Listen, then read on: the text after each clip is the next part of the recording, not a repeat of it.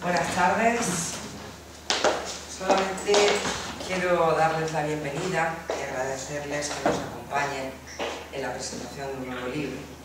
En la mesa está Mercedes Rueda Fernández, a la que sobradamente conocida, no me voy a alargar más, y la autora, Encarni Barrera. Nuestra enhorabuena a Encarni por su libro y muchas gracias a Mercedes y a la autora, por supuesto, por hacernos llegar la propuesta de presentarlo en la biblioteca.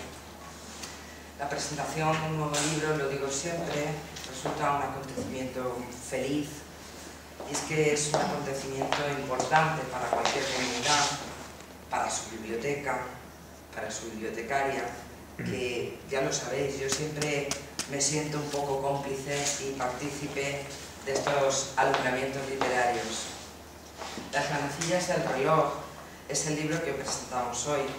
Es una historia prometedora, pero como yo no soy quien tiene que hablar, son ellas, Mercedes y Encarni, pues a ellas les doy la palabra. Mercedes, cuando quieres. Hola, buenas tardes. Melissa siempre, antes de que me lo esperéis.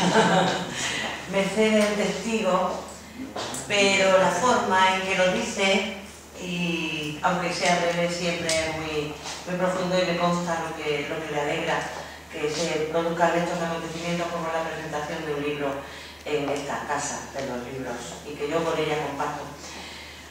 Bueno, pues me alegro mucho de veros aquí, de verte, Encarni, para celebrar algo que para mí es muy importante, que es la presentación de un libro. Y más cuando eso ya pertenece a mi reducto íntimo, cuando es un libro escrito por una mujer, por una amiga, como es Encarni Barrera. Encarni y yo nos conocimos hace muy poco tiempo, pero como he dicho, solo conocer a una mujer que escribe ya es para mí una tarjeta de presentación suficiente como para cogerla con muchísima expectación, con muchísimo cariño, con muchísima atención, y más si es en la ciudad en la que tengo que acogerla, ¿no? Para que se sienta bien. Como no podía ser de otro modo, nos intercambiamos los libros. Ella me dio el suyo, yo le di el mío, le hice ese canje, ese canje, que es el mejor canje que podemos hacer, y además yo lo suelo hacer así. Luego, al cabo del tiempo, del rato que estuvimos juntas, me propuso que la presentara aquí en la biblioteca. Yo es que siempre lo suelo hacer aquí, en nuestra ciudad.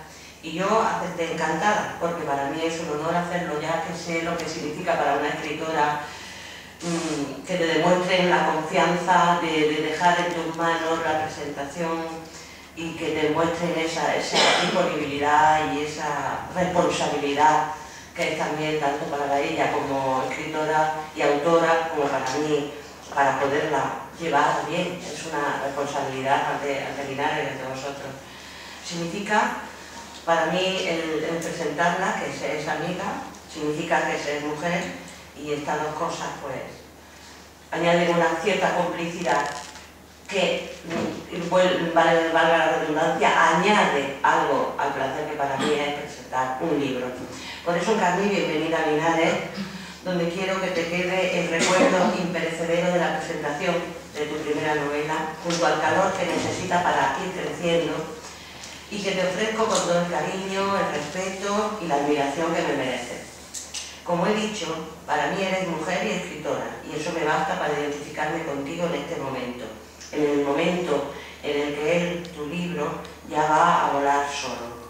Yo lo considero como un madrinazgo en mi ciudad, como un decirte que no te preocupes, que está en buenas manos, porque aquí los presentes y los que no están, Linares es una ciudad que sabe apreciarlo, entenderlo, acogerlo, una ciudad acogedora y no podía ser menos, ¿no? Y ya eso irá unido a Linares, a mí y a ti, pues durante toda la vida, junto con el libro. Yo he presentado algunos libros ya, incluso en este mismo lugar, que es donde yo presento los míos. La biblioteca para mí es la casa de los libros, la casa de los míos y de los de todos, donde reposan y esperan, una casa como la propia. Presentarte a ti hoy lo voy a hacer desde el compromiso compromiso, desde la inteligencia, desde el sentimiento, desde la responsabilidad, desde la lectura respetuosa e interesada de la creación de otros y otras, en este caso concreto el tuyo, de tu creación, y también desde la cercanía. Lo he ido nombrando despacio porque cada palabra le doy todo el significado profundo que significa. Las mujeres siempre nos hablamos de tú a tú. Nos miramos y nos entendemos cuando algo sale del corazón y de la inteligencia. Por eso cuando me mandaste tus datos biográficos, pensando que serían necesarios en un lugar que no es el tuyo, donde nadie te conoce, y con toda confianza me pedías que los utilizara para presentarte, los leí y fui pensando que tus datos biográficos poco iban a añadir a tu libro, el que yo fuera desgranando tu vida. Prefiero que lean la novela y a través de ella se formen una opinión de ti primero como escritora y luego como persona, si es que les interesa llegar más allá. Al menos eso es lo que yo he hecho. Te doy la enhorabuena y te entiendo. Crear, escribir, es muy emocionante. Imaginaros, y ella lo sabe, yo lo sé, horas y horas delante de un teclado. Ahora es el teclado. Antes era frente a un papel en blanco, no sé lo que impone más. Yo creo que el papel, porque el teclado lo quita, no puedes, luego lo cambia. E ir desgranando retazos de vida como ha hecho el Carmen. Pero ser escritora no es solo ir desgranando la vida, ni tiempo. Ser escritora es conformar un todo que parezca una parte y una parte que parezca un todo. Cuando yo estaba escribiendo tu presentación se me vino este descubrimiento. Pienso que es eso. Y se puede ir profundizando, ir conformando un todo que puede parecer una parte y una parte que parezca un todo. Y siempre con un lenguaje que llegue, que enganche y que descubra. Este es el placer y el arte de escribir. A todo esto se añade que aunque una escritora descubra cosas nuevas, siempre serán conocidas. Nada hay nuevo bajo el sol en la vida de nadie. No somos tan diferentes las personas. Por eso unas u otras nos identificamos con lo que leemos. Nos identificamos, pero no todos podemos crear a partir de lo creado, porque lo que escribimos ya ha sido creado. Nosotros recreamos. Nos identificamos, pero no todos podemos crear a partir de lo creado. Eso lo hace el que escribe. El escritor o escritora crea a partir de lo creado. Recrea lo que en la vida se nos olvidó de plasmar, porque no siempre es fácil ir viviendo y al mismo tiempo ir comunicando realmente lo que vamos sintiendo de todas las cosas que vamos viviendo. Entonces las escritoras lo que hacemos es volver sobre lo vivido y entonces recrearlo, profundizarlo y lo que se nos olvidó o no pudimos decir, pues lo podemos decir. Escribimos, parece, para que nos entiendan los demás, para que sepan lo que hubiéramos querido decir y lo dijimos. Pero yo creo que el principio es entendernos primero, es entendernos nosotras mismas. Y cuando nosotras mismas nos entendemos, en el sentido de que lo estoy diciendo, es cuando ya podemos ofrecerlo a los demás y ya lo podemos escribir de la manera tan magnífica como ha hecho Carmen en este libro, ¿no? Bueno, pues me alegro. Decía Simone de Beauvoir, que es mi icono en cuanto a escritora, que se escribe a partir de lo que se ha llegado a ser. Eso lo decía Simone de Beauvoir. Y eso coincide con las referencias que voy a hacer a todos los avatares de tu vida, de hija de familia lectora, de estudiante de base, de migrante vendimiadora en Francia, de inmigrante en Mallorca, también de la familia que has construido en Huelma, en plena Sierra Mágina, manteniendo esa magia de la sierra que no todas hemos podido conservar. Hay lugares a los que nunca vas y hay lugares a los que te persiguen. Entonces a mí la magia me hace eso, me persigue. De vez en cuando me encuentro a alguien que se lo imagina, ¿no? Y bueno, pues eso me ha alegrado un montón. Ahora empiezas y seguirás creando. Y voy a seguir un poco la línea que tú me das en los apuntes biográficos que me has dado. Dice en uno de los apuntes biográficos: me estoy planteando la posibilidad de estudiar literatura hispánica a través de la UNED, simplemente por el reto de saber qué hubiera pasado. Siempre deseé hacerlo, no tuve tiempo y ahora creo que es el mío. Y a eso le estás dando algunas vueltas. Y yo, pensándolo, te digo que lo hagas si crees que debes hacerlo. Si lo que necesitas es rellenar las lagunas que tú misma te estás creando, dando tantas vueltas, porque en realidad leyéndote no se te ve ninguna laguna. Pero tú necesitas avalar tu incursión en la literatura de alguna manera, y quizá por eso lo dices, ¿no? Conforme he leído tu libro he pensado que tu estudio han sido suficientes, y luego ya la capacidad creadora que se tiene cada cual. Eso ya te lo digo yo. Pero tal vez estudiar literatura hispánica te sirva, no para invocar ningún reto que parece que es el que tienes, sino para olvidar ese reto. A veces tenemos que quiero hacer esto, pues va invocando que si no, no voy a poder hacer los que no. Necesito olvidar esto, por lo tanto me vale que lo haga, vamos a suponer. O no, si te acabas conformando, porque según mi parecer, no lo necesitas para nada, porque luego después todo eso, el título no es importante. Porque debes hacerlo para no preocuparte más de tu base.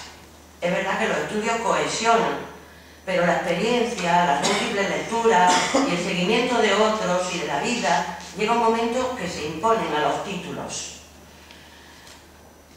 Voy a hacer una referencia personal, pero a mí mis títulos me han servido para profesionalizarme en ciertas cosas, pero no me han servido, y también para engrosar mi experiencia de muchas cosas también y de la vida, pero mi título no me ha hecho ser escritora. No todo el mundo que tiene título es capaz de escribir, ni siquiera medianamente comunicando, ni todo el mundo que no lo tiene sí es capaz de escribir. Escribir es que es otra cosa. La vida te lo va llenando y lo va haciendo. Lo digo para que disuelvas un poco ese reto, sé que todavía lo tienes y si no haces. Sigues diciendo de ti misma: para mí ha sido una auténtica sorpresa comprobar la aceptación de una novela que se escribió para ir a parar a un rincón. Escribía desde el corazón, sin grandes pretensiones, dejando fluir los sentimientos, de forma sencilla y clara. Eso dice ella. Y yo te digo que se escribe para que los demás compartan el placer que sentiste cuando lo ibas desvelando y la ibas creando. Dices también: una novela no es contar una gran gesta, ni un gran conflicto, ni grandes aventuras. Una novela es precisamente la aventura de crear unos personajes y dejar que sean ellos los que vivan. Sin embargo, también te digo que tus personajes, como pasa en casi todas las primeras novelas, ya estaban creados, ya existían, no volaban solos, pero ya habían completado su vivencia. Ya no había miedo de que escaparan, pero tú sí sabías que su vuelo estaba cercano, tenías que darles a la luz, ¿no? Por eso los sacaste. Tus personajes son tan ricos que tú, en vez de preocuparte por lo externo, has ido hacia adentro. La gente pasa por la vida sin profundizar, que sin embargo es lo más bello. Tu profundización de la intimidad, de deshacer los recuerdos para verlos uno a uno. La Galicia del reloj, sobre todo, de deshacer recuerdos, deshacerlos. El deshacer los recuerdos para verlos uno a uno, latido a latido, es lo que produce al leer tu novela ese enganche. Porque describes cada paso, cada dolor, cada alegría. Si tu novela se hubiera limitado a contar una historia, hubiera sido como tantas historias. Y las historias, y más cuando son personales, no le interesan al lector. Los escritores y las escritoras, nuestras vivencias personales las debemos camuflar de manera que no sean algo con lo cual me estoy solazando yo misma, porque eso no le interesa al lector. Eso, la vida esa ya se la saben. Necesitan otra cosa. Escribir es otra cosa. Lo que interesa al lector es que esas vidas vivan de nuevo y se vayan pareciendo a las suyas, a las de quien lee, y se reconozcan en ellas y revivan en ellas. Eso es lo que yo creo ver en tu novela. Una novela que tú describes como intimista, lineal y llana, como tú mismo dices. Te recreas en las vivencias, las desmenuzas y las embelleces en cada tic-tac del reloj, de tu propio reloj. Nada nos inventamos las escritoras o los escritores, sino es la propia forma de sentir y transmitir. Y tu título es lo más significativo para demostrar lo que te estoy diciendo y lo que tú has querido dejar escrito. El paso del tiempo, lentamente, al igual que se mueven las manecillas del reloj. es que está totalmente cohesionado, lo que quieres decir con cómo lo has dicho, y el título. En eso es en lo que yo creo que está la diferencia entre la literatura escrita por mujeres o por hombres, que también aduces en tu biografía, y no por casualidad lo has introducido en la esta polémica, pero voy a decirla muy suave. Y que me pones en tus apuntes biográficos. Las escritoras yo creo que somos más intimistas, hurgamos más en las heridas o los placeres, sin importarnos el resurgir o el hundirnos en ellos. Nos detenemos en ellos sin mirar la salida, sin tener prevista la salida. No importa la salida. Hay escritores que mientras escriben no pierden de vista el final. Para la mujer escritora, o por lo menos para mí, yo creo que para ti, creo que nunca está previsto el final. Hasta que no llega. No somos tan cerebrales. El final, ¿pero por qué? Porque el final no nos asusta. Es que a veces el final puede huir. No, el final no nos asusta. No tenemos esa intención de manejarlo todo para que termine de alguna manera. No tenemos ese miedo a ver qué hará al final del precipicio. La caída libre traerá su propia consumación y solemos entregarnos a él seguras, al menos de nosotras mismas, que es lo importante. No tenemos miedo a por dónde podemos salir. En fin, creo que una escritora escribe desde dentro, al menos las que no nos esforzamos por unos resultados de ventas, de promociones o de encargos. Una mujer no tiene miedo de lo que se pueda encontrar en la última línea. Ha cumplido con ella misma. Y ya, el libro que vuelve. La manecilla del reloj es tu primera novela. Yo te deseo que escribas muchas más. Sé que lo harás y a través de ellas irás viendo tu propia evolución. Te darás cuenta de que todo lo que vayas haciendo seguirá la misma línea. Tu estilo ya lo tienes. El mismo tono envolverá a las palabras. Unas palabras que colocarás en sitios diferentes, pero que serán las mismas. Tú con tu primer libro ya has elegido tus propias palabras para los siguientes. Pero una escritora siempre utiliza las mismas palabras, son las mismas piezas en diferentes paisajes. O sea, al final siempre tenemos las mismas palabras en diferentes paisajes. Pues no te preocupes, lo que sigas haciendo tendrá siempre el mismo perfume. Tú no te das cuenta de que cada persona creadora, los mismos cantantes que escritores, no sé qué, o escritoras, siempre siguen más o menos la misma tónica, el mismo perfume, la misma... Parece que todos son iguales, sin embargo no son iguales, son diferentes, porque ya tenemos cogidas nuestras propias palabras, a lo mejor alguna la añadimos, si queremos un poco transgredir algo. Pero si no, tenemos nuestras propias palabras, y siempre utilizarán las mismas palabras, son las mismas piezas en diferentes paisajes. Por eso no te preocupes de cómo vas a escribir el próximo, siempre escribirás parecido y siempre será nuevo. Esa es la grandeza del placer de escribir y de la personalidad que con tu libro has empezado a evidenciar. Y aunque podría decir mucho más, cosa natural de mí, que soy un que me rollo de momento, no debo monopolizar más tiempo porque este tiempo es el tuyo y es el de tu libro. Por eso termino. No, las conocéis todas, pero yo quiero presentaros a Encarni Barrera, autora del libro Las manecillas del reloj. Acogedla en Linares como a mí misma, puesto que aquí va de mi mano. Ha escrito un libro precioso, humano, íntimo, fácil, profundo y eterno. Habla de sentimientos, de circunstancias que no han querido perder, que ha sacado a la luz como una ofrenda de sí misma, como mujer y como escritora. Yo ya he hablado algo de ella, ahora es ella la que os hablará de su novela, porque es la suya. Al hacerlo creo que la que completará y ensamblará las dos cosas, porque una mujer que escribe nunca se aparta de ella misma. Gracias, Encarni, por este honor de que te haya presentado y gracias a todos. Y ya os dejo con ella.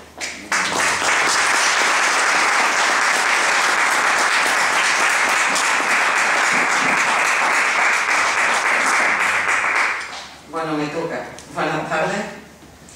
Agradecer a Felisa, primero, que me facilitara este acto, que me acogiera desde el primer momento, que no me pusiera trabas. Agradecer a Manolita, que me hizo conocer a Mercedes, y a Mercedes, que la tengo aquí, y las palabras que me ha dedicado. Ella sabe que tengo nervios, porque es lógico que las primerizas somos así en todos los aspectos de la vida. Y no me voy a extender mucho en los agradecimientos. Yo agradezco a todos los que no me conocéis, muchos lo hacéis, nos conocimos desde hace ya muchos años. Y a los que no me conocéis, pues muchísimas gracias por estar aquí. En la presentación de mi niña, de mi novela, Las manecillas del reloj, como ha dicho Mercedes. Yo contaría que Las manecillas del reloj, tal y como ha dicho ella, nacen sin pretensiones. Yo he escrito siempre, casi, puedo dar fe de ello, porque era mi compañera en el instituto. Y desde mucho antes. Yo recuerdo escribir poesía desde los 10 o 11 años, porque a mí lo que realmente me gusta, igual que a Mercedes, es la poesía. Pero también he escrito cositas que iban a parar a un cajón y al trastero de mi casa, donde están guardadas, muy bien guardadas. Y escribía manuscritos porque entonces no existían los ordenadores. Y yo seguí escribiendo siempre. El gusanillo empieza porque yo, hasta hace 4 años, pues, he sido una mujer trabajadora y no tenía tiempo. Pero llegó un momento en el que ahora tengo un poco más de tiempo para mí, y todo empezó por un certamen de círculo de lectores en el que yo me embarqué y hice una novela, Sentimientos Enviados, que me facilitaron y me regalaron el título, y la presenté con defecto de forma, por lo cual no se me admitió. Yo esa historia me gustaba mucho y quería recogerla. Entonces pensé que aunque no la iba a publicar, yo iba a escribir una novela sobre esa historia. Y empecé a escribir Las manecillas del reloj, que está escrita en tiempo real. Se empieza a escribir, tal y como aparece en la novela, el 16 de julio del 2012 y acaba el 1 de noviembre del 2012, tal y como está. Es decir, que en Granada me decían que hay muy poco tiempo para una novela. No lo sé. A mí me gusta escribir, yo me puse a escribir y así salió. Yo no me planteé en ningún momento publicarla, pero a finales de septiembre, en mayo, me fui de vacaciones, me llevé mi ordenador y yo escribía, porque como hizo mal tiempo, pues me puse a escribir. Y como decía, digo en otras presentaciones, yo morena no vine, pero traje muchos capítulos y había que englosarlos. A finales de septiembre me surgió la duda de que podía publicar y lo he hecho. Me animé, publiqué y la novela salió a la venta el 1 de diciembre. ¿Y cuál no es mi sorpresa? Cuando a mitad de enero me quedé sin la primera edición. Entonces, pues, se saca la segunda, que esta es la segunda, y no esperaba tanto, ni de Laura, ni de Miguel, ni de Marcos Vergara. Yo había creado 3 personajes, porque a mí me gusta escribir para que mi hijo y 4 amigos, pues mi hijo el día de mañana y mi amigo ahora, vieran lo que escribiera. Es una novela que está escrita en capítulos alternos, Fernando pasado y presente, porque para mí es más ameno. No es tan, a lo mejor tan monótono, ¿no? Pero quien la lea, por favor, lee la fecha, porque me han dicho, me decían, es que me voy, no sé por dónde vas. Digo, pero ¿tú has leído la fecha? No, digo, claro, es que es básico. Voy a hablar ahora de los matices de mi novela, porque eso sí, yo cuando empecé a escribirla sí quería contar una historia llena de matices, porque creo que la vida no tiene más, es decir, no es tan complicada. Las manecillas del reloj es la historia de una mujer desde los 19 a los 48 años que es mi edad actual. Un recorrido por su vida, tanto profesional como emocional, sobre todo emocional. Y a través de ese caminito, pues darse cuenta de la cantidad de matices que puede tener una vida. Desde la educación de los hijos o la hija, desde las relaciones de amistad, tanto masculinas como femeninas, desde cómo vive una juventud en un pueblo escondido en una sierra como es Montejica, porque yo soy de Montejica, una niña de 19 años, y sobre todo el tema central, que es la infidelidad y el regreso al pasado, intentando encontrar lo que se dejó perdido y que se quiere volver a conseguir y ya no se puede, porque el pasado es pasado y todos cambiamos. No es lo mismo tener 19 años que tener 49, son 30 años de diferencia. Y aunque Carlos Gardel decía que 20 años no es nada, pues 30 son ya algo. En la novela hay notas autobiográficas, algunas ha hecho mención Mercedes, yo la voy a extender un poquito. Hay 2 capítulos completos que uno es Los racimos, que habla de mi emigración a Francia. Casi es testigo de que yo empezaba el instituto siempre un poco tarde, porque yo me iba a vendimiar a Francia y volví en el mes de noviembre. Con este capítulo quise hacer un homenaje a la gente de mi pueblo, porque Montejícar es un pueblo de emigrantes, de vendimiadores y de emigrantes aceituneros a la campiña de Jaén. Yo la campiña de Jaén no la conocí, pero la emigración a Francia. Y quería hacer un poco homenaje a mi padre, que ya no está, y que fue mi compañero durante esos viajes. Y también quería contarlo porque es una muestra de cómo se forja un carácter. La vida te va marcando y tú vas respondiendo según vas viviendo. Entonces, yo cuando emigré la primera vez con 17 años, mi padre tuvo que firmar un permiso porque no era legal. Entonces mi padre firmó una autorización y yo me fui con 17 años loca de contenta, porque me iba a la Costa Azul a ver un país extranjero y yo me lo iba a pasar divino. Quien lea la novela sabrá que no era así. Ese capítulo es completo, incluido un dato que yo sí cuento siempre porque a mí me marcó mucho, y Laura pues lo vive, que es como te afecta que te nieguen una silla. Las que ya habéis leído la novela, que me consta que sois alguna, pues ya sabéis a qué me refiero. Hay gente, lectoras mías, porque mi libro ha viajado a Barcelona, a Valencia, a Castellón, a Mallorca, a Madrid, a Argentina, a Alemania, a Málaga, a Sevilla. Estoy muy contenta, porque es un libro viajero, aunque sean poquitas cantidades. Y desde Barcelona me dan las quejas. De vez en cuando me dan un tironcillo de oreja y me dicen, no digáis eso sí. Yo lo cuento, porque no va contra una nacionalidad ni una región, es un hecho puntual. Igual que me pasó en Barcelona, me podía haber pasado en el País Vasco o en Madrid, pero mira por dónde me pasó allí. Y es que se nos niega una silla. Llegamos a un bar de Barcelona, cansados, pero educados y limpios, porque éramos emigrantes, humildes, trabajadores, pero éramos gente de bien. Y pedimos un café en un bar al lado, cerquita de la estación de Francia, de Renfe. A mí esa estación me alucinaba porque tiene toda la historia que lleva la estación de Francia de Barcelona. Pero llegamos al café, pedimos el café y mi padre, que era el encargado del grupo, pues con mucha educación dijo que si nos podíamos sentar, por lo menos las mujeres, y se nos dijo que no. Nos salimos. Aquello a mí sí me marcó muchísimo, mucho. Y empecé a forjarme una coraza. Empecé a entender que en muchos lugares se me negarían sillas, pero yo tenía que responder con educación y tenía que responder dignamente. Igual que me marca, y lo cuento también en el otro capítulo que es completo, que es el que decía la señora, que ahora hablaré, me marca ir a Inca, la primera vez que yo voy a Baleares, a Mallorca, y lo primero que veo al bajarme de un autobús pues escrito en catalán, pero es en letras rojas en un muro: muerte a los forasteros, forasteros hijos de puta.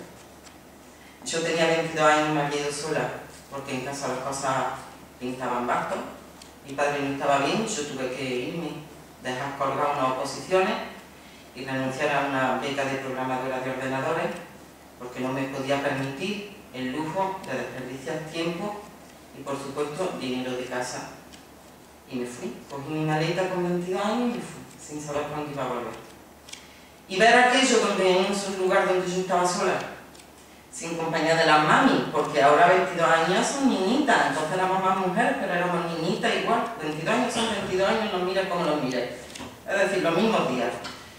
No tenía a mi madre, no tenía a mi entorno, ni a mis amigos, y estaba sola y sin efecto. Y me volvía a hacer más fuerte la coraza. Yo sabía que tenía que seguir luchando yo. Y que a ver, así lo que yo no entendía era por qué no me querían si yo había ido a trabajar. Yo decía, soy forastera, pero bueno, ¿por qué? Esos son los dos datos más negativos. Luego, pues sí hay un dato autobiográfico, que es, como digo, el que decía la señora, que es cuando yo me voy. Yo, la primera vez que emigro a Mallorca, Laura lo vive por mí, me voy, lo voy a decir porque a quien le guste el arte le va a gustar. Me voy a la casa en la novela no doy nombre, pero ahora sí lo voy a dar. Me voy a la mansión de un pintor italiano, Alessi Sasso, y su mujer, María Elena Olivares Soprano. Alice Isazu era coetánea y amigo personal de Picasso, esa íntima amiga de Alfredo Kraus, por lo que yo fui tan afortunada de que me encontraba a Picasso por la casa que no sabía ni de quién era, pero yo lo veía, y veía la ropa que se usaba para una ópera, y escuchaba ensayar en directo a María Elena Olivares o pintar. Cuando yo llevaba el café a Alice Isazu, yo lo veía pintar. Eso enriquece muchísimo, mucho. Yo soy de la misma opinión que Mercedes. La otra tarde me indigné, porque alguien me dijo que sin unos títulos universitarios no se puede escribir. Eso es falso totalmente, porque doña Ana María Matute ocupó un sillón en la RAI sin tener título universitario, solo estudió música. Y no fue una carrera universitaria. Y consiguió un Cervantes y consiguió un premio nacional. Y es doña Ana María Matute. Y Mercedes Rodoreda fue 3 años al colegio. Entonces, que alguien me diga a mí si esas dos señoras, en una España muy difícil y muy complicada, necesitaron unos estudios para llegar a ser quienes son. No voy a nombrar a Carlos Cano, porque para mí sería hablar de mi tierra. Pero Carlos Cano no estudió, fue migrante, fue pescador, fue albañil, y es un gran filósofo. Se diga lo que se diga, no tendrá estudios universitarios, no tendrá máster, no tendrá libros súper chulos hablando de filosofía, pero es filosofía de vida. Cuando una persona tiene un don innato, lo tiene. Y ya está. Un título te da unos conocimientos sobre lo que tú estudias, pero si tú no tienes un don, no lo tienes. Es mi humilde opinión, como dije aquel día a una chica que me lo dijo. Haciendo este lazo de hablar de mis datos autobiográficos, en los que ya digo que sí, que hay 2 capítulos completos, que Los racimos es completo mío, que el que decía la señora también, el adiós Miguel es parte. Luego Laura sí tiene mucho mío. Es decir, casi me decía ahora, parece que te estoy oyendo, porque esa me conoce desde hace 30 años. Mi amiga me decía lo mismo, la de Granada, dice que yo le leía la novela y decía, claro, yo le pongo cara a esta porque es que Carmita hablando. Puede, probablemente porque la he escrito yo. Es verdad que yo a través de Laura he tratado de enfocar cómo yo veo la vida y las relaciones. A mí el otro día me decía una amiga mía, Carmen Fernández, que es un libro de relaciones, y puede que sea verdad. Cada uno lo puede tomar, porque yo le hablaba, es rosa, decía para nada. Una novela rosa es romanticismo. Esto es el antiamor, porque es el sufrimiento de 2 personas que no pueden llevar a cabo una relación. Entonces, yo intento plasmar con lo que yo pienso, si es verdad. Yo, mi novela nació para hacer más cortita. Yo describo una relación de 2 personas, llega un momento en el que la corto y ahí se acaba todo. Pero como dije en mis notas en las que le mandé a Mercedes, a mí los personajes viven ellos. Yo, Marcos Vergara, que me tiene loca, a más de una, a mí me dicen, he escogido un físico, yo escogí un físico rotundo, pero yo garantizo que esos físicos existen. Es decir, que hay hombres de 50 y 52 años con ese físico, igual de guapos. Maduro, pero igual de guapos, y doy fe. Yo, Marcos Vergara, lo pensaba sacar en un capítulo y que desapareciera. Me hacía el apaño, hacía de nexo, plantear un poco lo que es la amistad entre 2 hombres y lo que puede llegar a entorpecerla a una mujer, y ahí corto. Pero mira por dónde la aparición de Marcos Vergara, las que lo habéis leído, que lo sabéis, es subiendo la primera una escalera. Y yo, conforme subía Marcos Vergara la escalera, yo decía, ojalá me toque a mí la puerta, porque es que a mí me gustaba mucho, no me la tocó. Y dije, se va a quedar. Empezó a vivir él. Y yo creo que empezó a vivir él porque Laura necesitaba un contrapunto. Yo creo que todas las personas defendemos nuestra razón porque es subjetiva y personal, y tenemos que defenderla, pero también necesitamos la razón ajena, escucharla para poder crecer. Si tú te cierras en que tú llevas la razón absoluta siempre, te empobreces. Entonces Laura, yo le he puesto un poco histérica en ese aspecto. Ella se recrea en su dolor y en su injusticia, en que qué injusta es la vida, hasta que él le dice, no, mira alrededor, injusto es con todo el mundo. Todas las personas tenemos algún momento en la vida en que sabemos que la vida no es justa. Pero claro, a cada uno nos duele nuestro dedo, no nos duele el ajeno. y pensamos que mayor injusticia que con nosotros, con nadie. Entonces sí, Laura necesitaba un contrapunto masculino porque el femenino ya lo tenía, que es Aurora. También he querido, como matiz, describir un poco lo que es la amistad. Yo, aunque soy mujer y además soy presidenta ahora de la Asamblea de Mujeres de Huelma, pues lucho por las mujeres, pero hay valores a los hombres que hay que reconocerles. Yo creo que los hombres, cuando son amigos, son más amigos, se defienden más. Las mujeres tendemos más a la hipocresía en algunos casos. Yo siempre hablo de la generalidad. Luego, como en este concreto, descubrimos que ahí está Aurora, muy amiga de Laura, que le canta a las 40 y le pone los puntos sobre la I, porque le recuerda sus valores. Pero que a la hora de apoyar una decisión dura, está. ¿Qué es lo que es el sentido de la amistad? Tú a mí no me puedes comprender. Yo, mi amiga que es Estrella, mi amiga del alma, yo muchas veces se lo digo, no se trata de comprender la totalidad, sino de aceptar lo que tú decidas vivir. En eso consiste la amistad. Tú aceptas vivir esto y yo no lo comparto, pero te ayudo. Te sirvo un poco de bastón.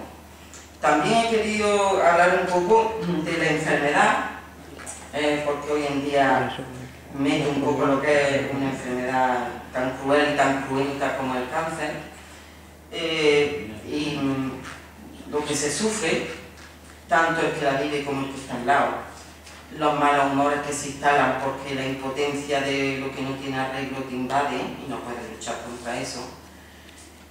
Y es muy duro. Yo quería también en este caso, cuando me planteé escribir una novela, yo pensaba algún día escribiré sobre la enfermedad de mi padre. Pero mira por dónde leí el libro de Marian Suárez, Diagnóstico Cáncer, y me afectó muchísimo.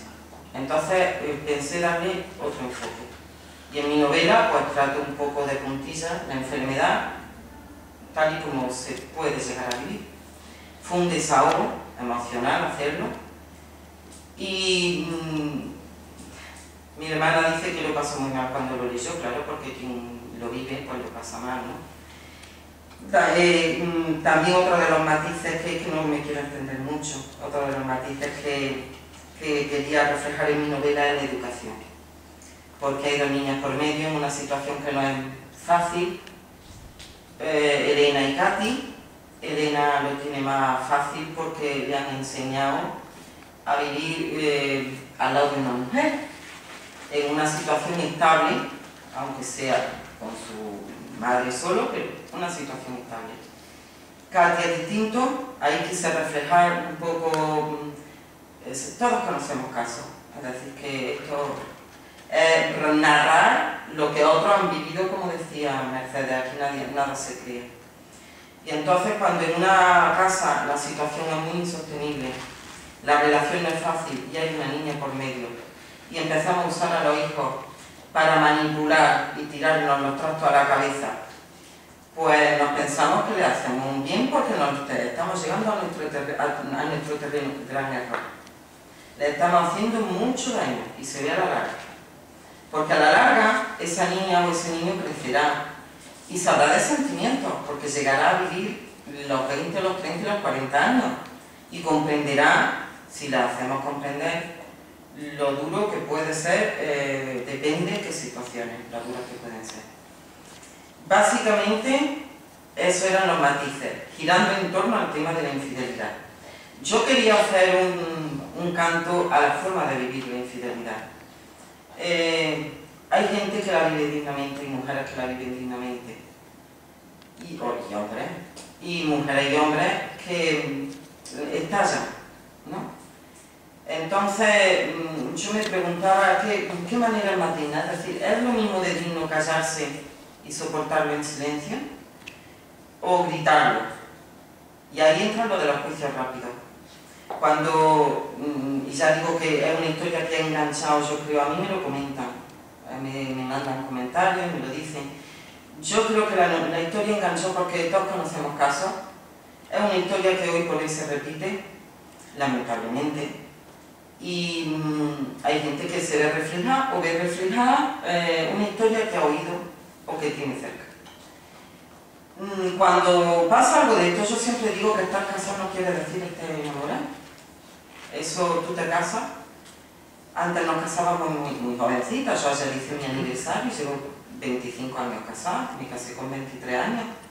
Hoy en día se casa la gente más madura y hace muy bien, porque nos casábamos muy jóvenes y llega un momento en el que te das cuenta de que todo lo que te quedaba por vivir lo vives después. Y no quiere decir que tengas que estar toda la vida al lado de una persona a la que en un momento dado te pierdes el amor, tanto era ella o ella es. Y lo difícil ahora viene a ver cómo resolvemos esto, porque hay situaciones en las que por mantener un estatus, por mantener una relación, por mantener una comodidad, porque no es el mejor momento, porque ahora ya no se puede,